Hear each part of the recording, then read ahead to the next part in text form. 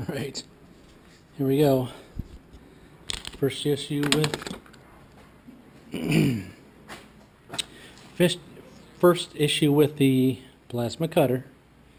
I have this long hose, so I'm getting moisture. I've got a short one, but I'm going to try the long one. I'll show you what it's doing with the long one, because of all this humidity.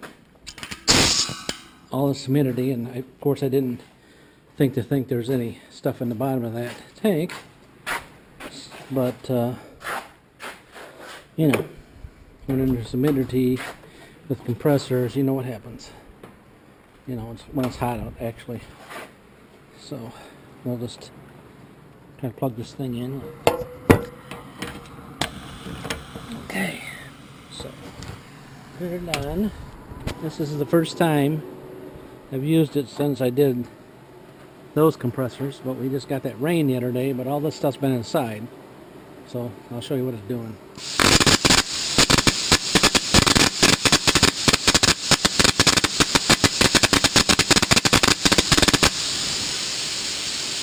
So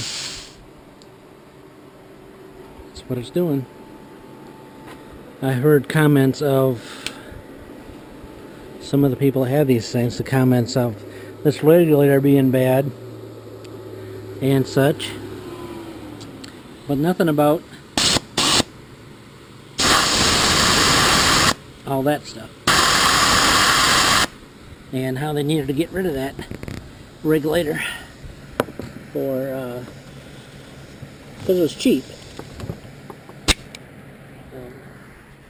That's most of the comments were get rid of that regulator because it's cheap. Nothing about dealing with moisture. Nothing with moisture. So so I drained the tank. Now I get all this moisture, and you can see it when I disconnect this hose. Well, it's not bad, but you can see it. And these things just seem to make moisture, but I always thought moisture was heavier than air and it would go to the bottom, but obviously it doesn't. And so now I'm going to try to hook the air hose up. Hook the air hose up. So now I got a shorter one instead of this other piece of junk that I got from Menards. And try to get one of these nice hoses. I couldn't get one. They don't sell them. They don't sell them other than buy, spend the money on another compressor tank with 2 more air tools. That's the only way you can get these hoses. Of course, you think that you're saving money there. You don't save money. What you buy is junk. And anyways, so I'm going to try to get this air hose plugged in. It's short. Probably won't even work now. Oh, there it goes. So I'm going to try a shorter air hose. Like that'll make a difference. And I don't think it will. And then I'm looking at filter systems, and they're like, they vary. But are they going to work?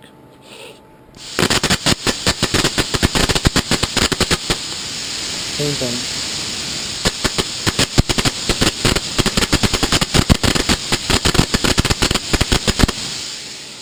So, assume since we've had all that rain and humidity that there's moisture in the line that I can't get out.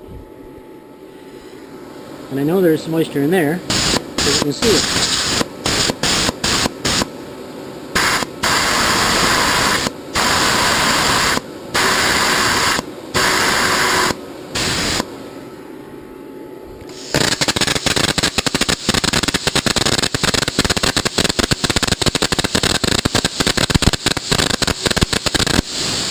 How do you get rid of that now?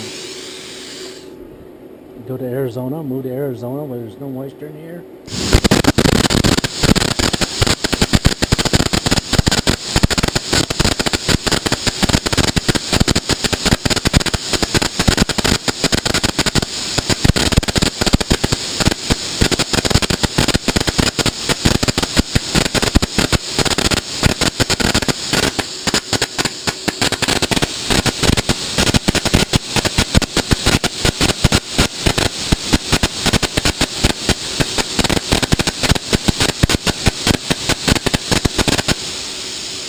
You know what I'm saying? I know I got that ground clamp on there, but as far as I know, you don't even have to have the ground clamp on it for it to do the pilot arc. You know what I'm saying? No.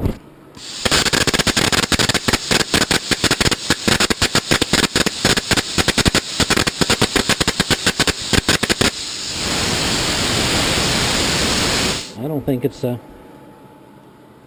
it's too soon to have something wrong with the machine, ain't it? Ain't it?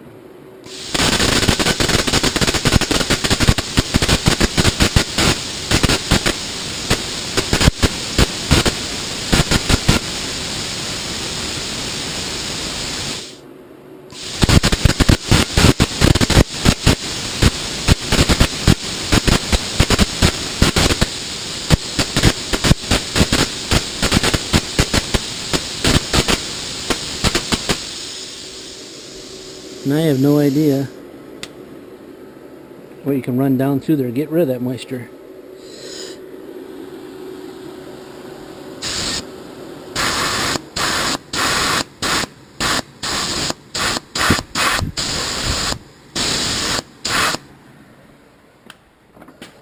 But I've already drained this. And I don't know.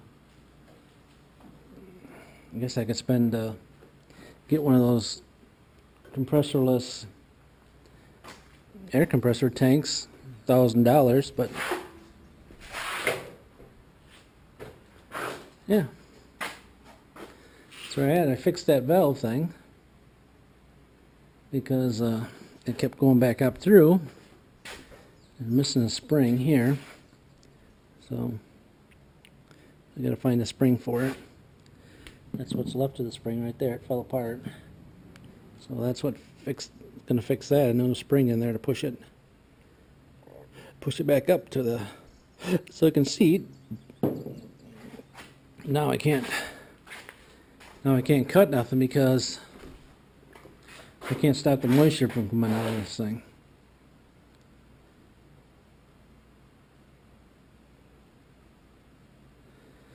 You know, air goes down there. That water was heavier than air, but I'm picking my air off the top of the tank, not the bottom.